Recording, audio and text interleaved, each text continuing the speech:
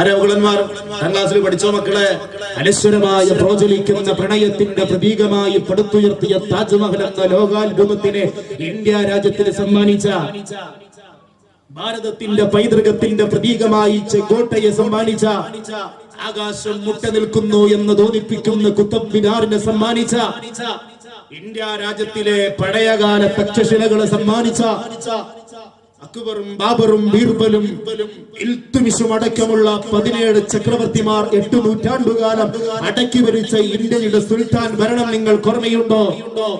ആ മുഗളന്മാർ. എന്നാൽ മുസ്ലിം ലോകത്തിനെ എത്രയൊക്കെ ബുദ്ധിമുട്ടിച്ച ഈ ഇവരുണ്ടല്ലോ താർത്താരികൾ, മുഗളന്മാരുടെ മക്കൾ എല്ലാവരും മുസ്ലിമീങ്ങളായി. ഒരൊറ്റ മക്കൾ പോലും ഇസ്ലാമിനെതിരെ തിരിഞ്ഞില്ല. പേരക്കിടാങ്ങളുണ്ടല്ലോ, വെറും മുസ്ലിം അല്ല, ഒക്കെ ഔലിയാക്കന്മാരായി മാറി. വെറുതെ പറയല്ല, നിങ്ങൾ നോക്കി, മഹാനായ ഇന്ത്യ രാജ്യത്ത് ജീവിച്ചിരുന്ന നമ്മുടെ രാജ്യത്തിന്റെ കഥ പറയാ. ഔറംഗസീബ് എന്ന ചക്രവർത്തി. കഴിഞ്ഞ ആഴ്ച എന്താ റാഹത്ത് ആ കിടന്നുറങ്ങുന്ന ആ സ്ഥലം ഷിറാസി എന്ന് പറയുന്ന അവിടത്തെ അവിടത്തെ പീറാനെ ഉസ്താദും ഉസ്താദിന്റെ ഉസ്താദും ഉസ്താദിന്റെ ഉസ്താദ് ഷിറാസി, അവിടത്തെ മഹാനായ നിസാമുദ്ദീൻ വലിയുള്ളാഹി ഡൽഹി. ഔറംഗസീബ് തങ്ങൾ ആരായിരുന്നു? തന്റെ പ്രിയപ്പെട്ട പിതാവ് ഷാജഹാൻ ചക്രവർത്തി. ചരിത്രം പലപ്പോഴും വളച്ചൊടിക്കാറുണ്ട്.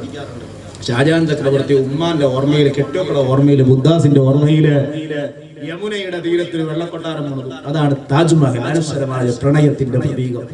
ആ താജ്മഹൽ പണിത് കഴിഞ്ഞപ്പോ മൂപ്പർക്ക് തോന്നല് അതിന് നേരെ ഓപ്പോസിറ്റ് എന്താക്കണം, ഇതിന്റെ നിഴലാണെന്ന് തോന്നിപ്പിക്കുന്ന രീതിയിൽ ഒരു കറുത്ത കൊട്ടാരം കൂടെ താജ്മഹലിന്റെ ദേവി പറഞ്ഞു. അന്നത്തെ കാലത്ത് ഇന്നത്തെ മൂല്യം വെച്ച് നോക്കുമ്പോ ഇന്നത്തെ 7000 കോടിക്ക് പണിതാണ് അന്നത്തെ താജ്മഹൽ. 20 വർഷം പണിയെടുത്തിട്ടാണ് താജ്മഹലിന്റെ പണി തീരുന്നത്. 7000 കോടി ഇന്നത്തെ മൂല്യക്കണക്കനുസരിച്ച് അന്നത്തെ കാലത്ത് വന്നിട്ടുണ്ട്. അത്ര തന്നെ വരുന്ന കറുത്ത കൊട്ടാരം ഇന്നും അതിന്റെ പണി തുടങ്ങാനുള്ള ഒരു ആവശ്യത്തിന് വേണ്ടിയിട്ട് അതിന്റെ അവശിഷ്ടങ്ങളുടെ രേഖകൾ ഇപ്പോഴും കാണാം അവിടെ ചെന്നാൽ. അങ്ങനെ കറുത്ത കൊട്ടാരം പണിയാൻ വേണ്ടി തുടങ്ങിയപ്പോ പിതാവിനോട് ഔറംഗസീബ് എന്ന ചക്രവർത്തി യുദ്ധം നടത്തി. സ്വന്തം പിതാവിനോട് മകൻ യുദ്ധം നടത്തുകയാണ്. വാപ്പയുമായി യുദ്ധം നടത്തിയിട്ട് ഔറംഗസീബ് രാജ്യത്തിന്റെ പൊതുഖജനാവിന് സ്വത്ത് ഉപ്പാക്ക് ഉമ്മാന്റെ പ്രണയത്തിന്റെ നൗക തുഴയാൻ വേണ്ടി ഉപയോഗിക്കപ്പെടാനുള്ളതല്ല, ഇത് പൊതുമുതലാണ്. അതുകൊണ്ട് ഉപ്പാന്റെ ദൂർത്തിനെതിരെ യുദ്ധം നടത്തിയിട്ട് ഉമ്മാന്റെ ഓർമ്മകളിൽ ജീവിക്കാൻ വേണ്ടിയിട്ട് യമുനയുടെ തീരത്ത് അപ്പുറഭാഗത്ത് ഒരു ജയിലിൽ നിന്ന് നോക്കിയാൽ താജ്മഹൽ കാണുന്ന ദൂരത്തിൽ ഷാജഹാൻ ചക്രവർത്തിയെ കൊണ്ടുവന്ന് തുറങ്കിലടച്ച് ഭരണം ഏറ്റെടുക്കുകയാണ്. അങ്ങനെ ഭരണം ഏറ്റെടുക്കുമ്പോ ഔറംഗസീബ് ചക്രവർത്തി എങ്ങനെയാ കഴിഞ്ഞെന്നറിയോ? ഔറംഗസീബ് നിത്യ വരുമാനത്തിന് വേണ്ടി ഭാര്യയ്ക്കും മക്കൾക്കും ഭക്ഷണം കൊടുക്കാൻ ജീവിതങ്ങള് തൊപ്പി തുന്നും, വിശുദ്ധ ഖുർആനും എഴുതും. എന്നിട്ട് അതിൽ നിന്ന് കിട്ടുന്ന വരുമാനം കൊണ്ട് രാജാവ് സൂര്യൻ അസ്തമിക്കാത്ത യൂഫ്രട്ടീസിന്റെയോ ടൈഗ്രീസിന്റെയോ നദീതടത്തിലെങ്ങാനും ഒരു ആട്ടിൻകുട്ടി കാലിടറി വീണാൽ അതിന്റെ പേരിൽ അള്ളാഹുവിനോട് സമാധാനം പറയേണ്ടി വരുമെന്ന് പറഞ്ഞു പൊട്ടിക്കരഞ്ഞ് പാതിരാത്രി ജനങ്ങളുടെ ക്ഷേമാന്വേഷണത്തിന് വേണ്ടി ഇറങ്ങിത്തിരിച്ച സൂര്യൻ അസ്തമിക്കാത്ത ഇസ്ലാമിക് റിപ്പബ്ലിക്കിന്റെ 2ാമത്തെ ഖലീഫ ഉമർ ഇബ്നുൽ ഖത്താബ്.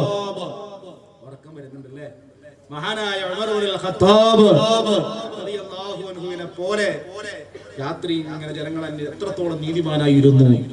ഔറംഗസീബ് ചക്രവർത്തി യൂറോപ്പിലുണ്ടായ മതസഹിഷ്ണുതയുടെ ഏറ്റവും വലിയ ഉദാഹരണം ആ കാലഘട്ടത്തിൽ ഔറംഗസീബിൽ നിന്ന് പഠിച്ചതാണ് എന്ന് ചരിത്രത്തിൽ കാണാം. അങ്ങനെ ഔറംഗസീബിന്റെ കൊട്ടാരത്തിലല്ല, അവിടുത്തെ ചെറിയ കൊട്ടാരത്തിലല്ലല്ലോ, ചെറിയ കുടിലിൽ ജീവിക്കുകയാണ്.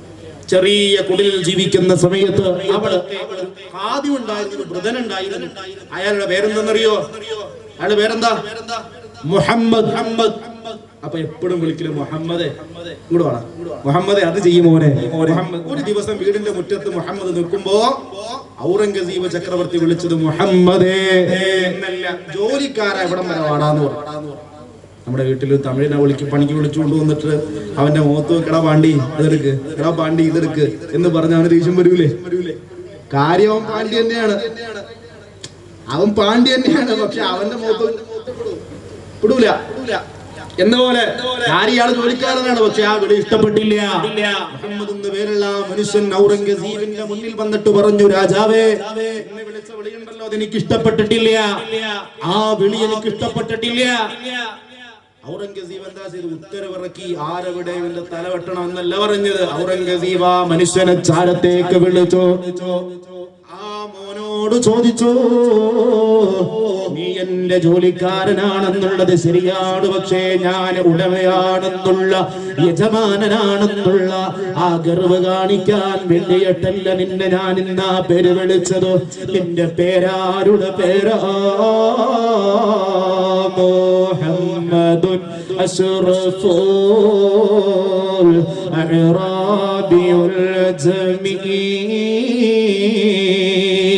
മുഹമ്മദുൻ ഖൈറു മൻ യംശി അലാ ഖദമി.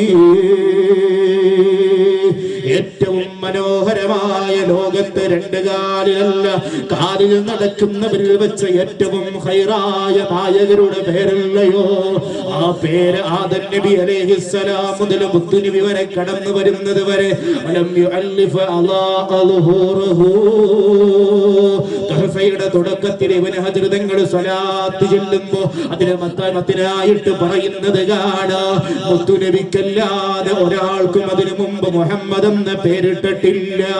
അല്ലാഹു അങ്ങനെ ആറ്റുനോറ്റി കാത്തുവെച്ച് മുത്തു നബിക്ക് വെച്ചു നൽകിയ പേരല്ലയോ മുഹമ്മദ് എന്ന പേര്? ആ പേരുള്ള ഒരാളും നരകത്തിലില്ലല്ലോ. ആ പേരിട്ട കുട്ടിയുടെ മാതാപിതാക്കളും നരകത്തിലില്ലല്ലോ.